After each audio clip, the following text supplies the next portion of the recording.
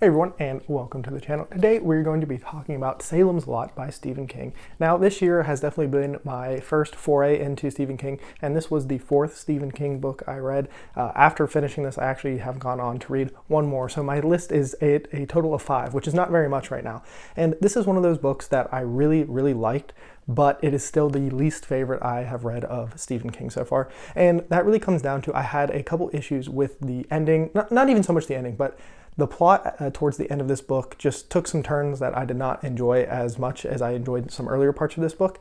This book has everything I really enjoy about King, but also had some more of the weak parts that I have when it comes to reading Stephen King. Once again, that does not mean this is a bad book. I still really like this book. I gave it a 4-star rating. It's one of those things where one of those books has to be my least favorite, and unfortunately, Salem's Lot is the one that comes into last place for me. And just to mention the other Stephen King books I've read, so if people are wondering, I have read It was my first Stephen King book, and then I have read Cujo, Misery, then I read this, Salem's Lot, and then after Salem's Lot, I read Pet Sematary. So that is my list. Definitely some heavy hitters when it comes to Stephen King, and I don't think it's too crazy to see why this one is maybe my least favorite of the bunch, but I'm still very much enjoying my time with King. And in case you don't know, the basic premise of this book is we have our main character, Ben, who is coming back to the town of Jerusalem's Lot, also known as Salem's Lot. It kind of gets used back and forth in the book, and he is coming to write a book about a house in the town. And when he was a young child, something traumatic happened to him at this house,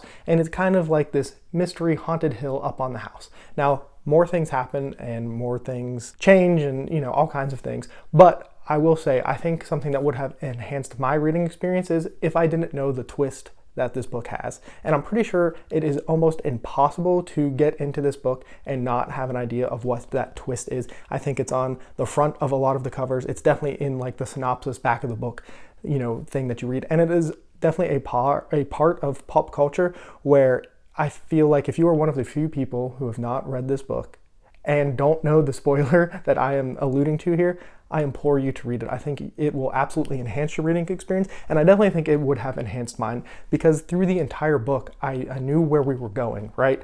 And so I was looking at things that were set up, and that foundation that was being laid, and just the whole time was thinking and trying to put the story together instead of just getting to sit and enjoy it, because I had that information later on in the book.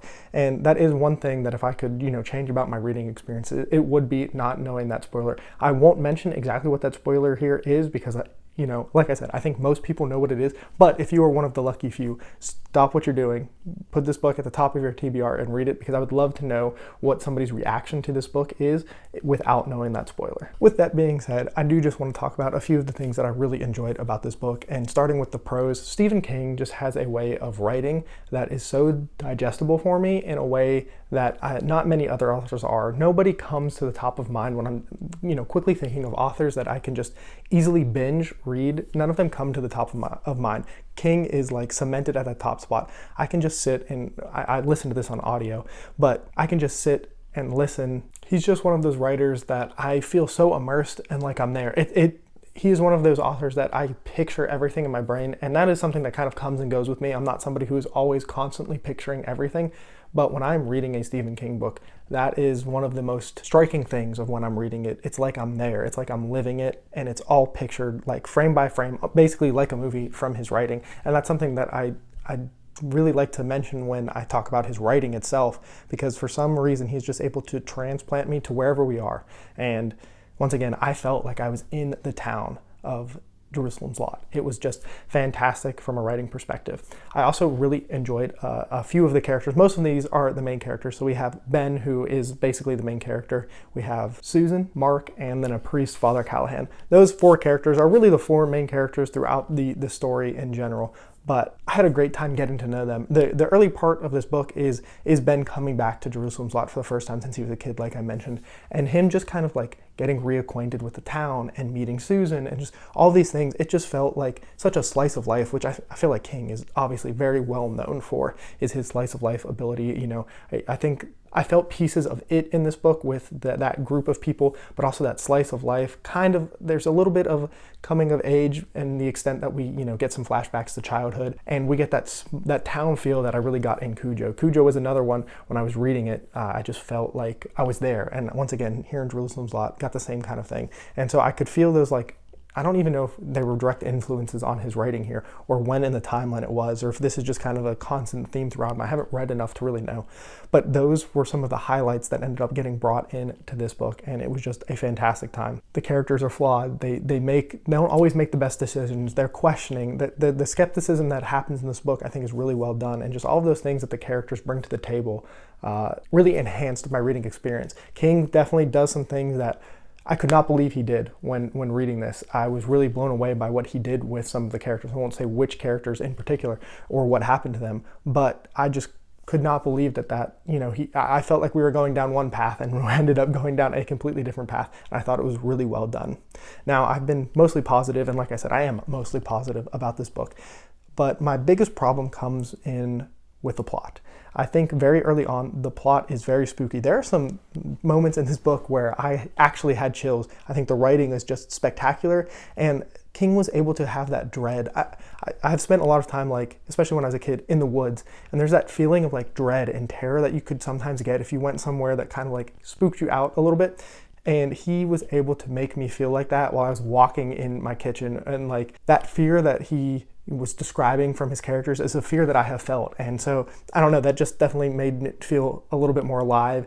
And like that part, how he was able to use that as like a plot device to build things up and everything, was fantastic. But at about the halfway point of this book, I think it just went a little bit too far. And it's a crazy thing to say that, my suspension of disbelief maybe was just stretched a little too far.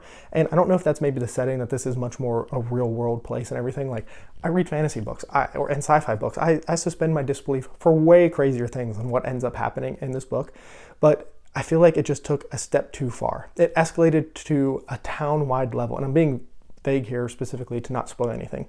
But for the people who have read it, you'll know what I'm talking about. But when it goes from being a more of an individual thing that's happening here and there and kind of spotty, and going to a more town-wide level, it just loses me a little bit. It seemed just a little bit too far reaching, which, like I said, crazy thing that this is where my suspension of disbelief starts to fail me. But it did hurt my enjoyment of the book just a little bit. And I mean, it's even slightly explained in the story. We're told that this is a town and these are all people that nobody's really going to notice. And there's a ghost town, a little ways away, where a very similar thing kind of happened, where one day just nobody was there anymore and everything was gone, and like the disappearance of a town, especially a small rural town like this. And so there is devices put into place to try to kind of make up for what I'm slightly complaining about here. And unfortunately for me, it just didn't work the way that I would have really wanted it to. I do think that, there are definitely some heart-wrenching moments and all the things that I do look for in a story, but I think those plot devices of it just getting a little bit too big for me is why this probably ends up in the last place of my King rating. I don't think it'll stay there. I think as I read more and more at this point, I don't want to, dedicate myself completely to it, but I can definitely see myself reading his entire, collection of writing. So there's no doubt that there will be things that are much worse than this in my reading. And like I said, very much enjoyed this book. If you have read Salem's Lot, I would love to know what your thoughts are. I have had people tell me that this is their absolutely favorite book, their favorite King, everything, from that. So I know people have some very strong feelings about it, and I'd love to hear what your thoughts, what parts of it you liked. Did you really like the twist? Did you know about it beforehand? All of those things I'd love to know. But that's all for me. And as always, have a good one.